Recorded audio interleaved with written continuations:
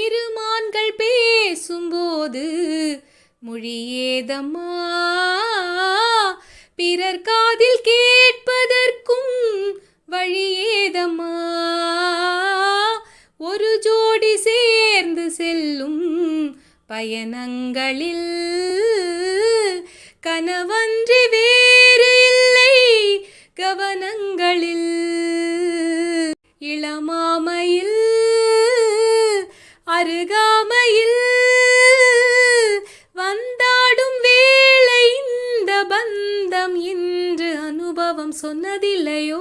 என் மன்னவன் உன் காதலன் என்னை பார்த்ததும் 1000 கதை சொல்கிறான், கதை சொல்கிறான். அம்மம்மா இன்னும் கேட்க தூண்டுமோ? நீ ரசிக்கின்ற கண்ணி இல்லையோ என் கண்மணி?